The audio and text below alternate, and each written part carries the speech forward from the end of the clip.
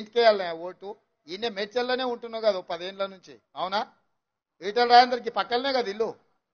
ఎప్పుడైనా మన దగ్గరకు వచ్చింది ఇక్కడ దిక్క ఈయనే కదా ఫామ్ హౌస్ కట్టుకున్నాడు కానీ ఎన్నడన్నా మన దగ్గరకు వచ్చిండా? మరి ఎన్నడు రాంది ఇలా ఓటాడుగా నీకు ఎట్లా వస్తాడా మన దగ్గర?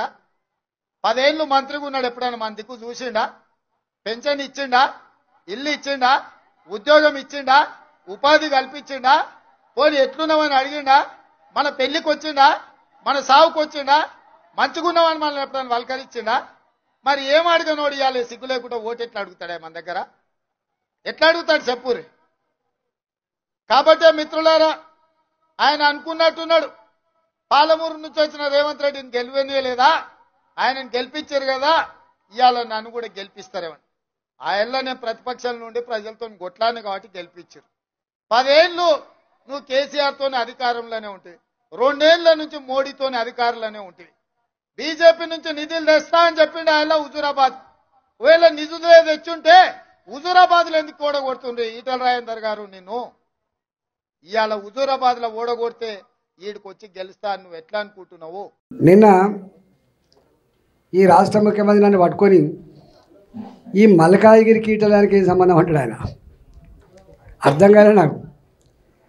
ఈటల రాజేంద్ర అంటాడు ఒక కులానికో ఒక ప్రాంతానికో ఒక మతానికి సంబంధించిన బిడ్డను. ఈ 22 సంవత్సరాల కాలంలో తెలంగాణ మట్టి బిడ్డగా తెలంగాణ ప్రజల ఆశీర్వాదంతో ఈ స్థాయికి వచ్చిన బిడ్డనని చెప్పి నేను అనుకుంటాను. ఎవరి మీద పడితే వాళ్ళ మీదనే, ఏది పడితే అదే ముందులోని సప్పట్లు కొట్టంగానే రెచ్చిపోయి మాట్లాడేటోళ్ళు కొంతమంది ఉంటారు. ముసుళ్ళ పండుగ అంతా ముందటున్నది. ఏం జరగబోతుంది, ఏం హామీలు ఇచ్చిండ్రు, ఏం చేస్తారనేది నేను సాక్షిని కదా.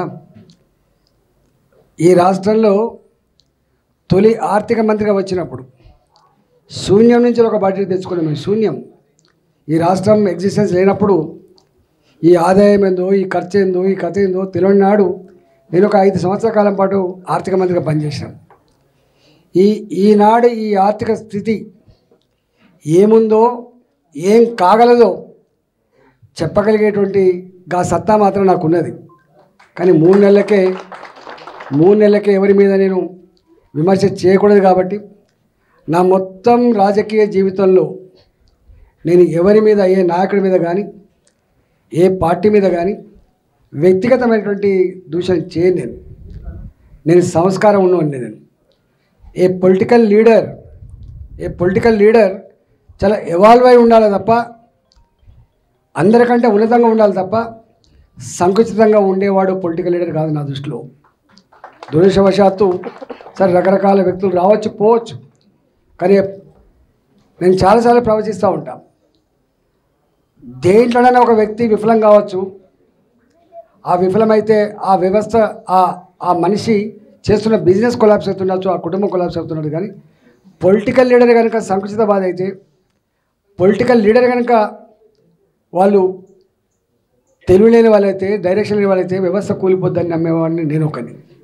అందుకని నేను అలాంటి చిన్న కురుస నాయకుల గురించి నేను మాట్లాడాను. కానీ ఒక్కటి మాత్రం చెప్పగలను, తనది కాకపోతే ఏదైనా చేయాలన్నట్టుగా ఇవాళ ఏది పడితే అది హామీలు ఇచ్చిండ్రు. నాకు తెలిసి తెలంగాణ ప్రజలకి కాంగ్రెస్ పార్టీ ఇచ్చిన హామీల గురించి రాసుకున్నాను తెలియదు. ఇప్పుడు గిన్ని ఉన్నాయని, గిన్ని హామీలు ఇచ్చినా అని చెప్పి ఇవాళ విన్న మనకు కూడా తెలిసే ఆస్కారం కూడా లేదు.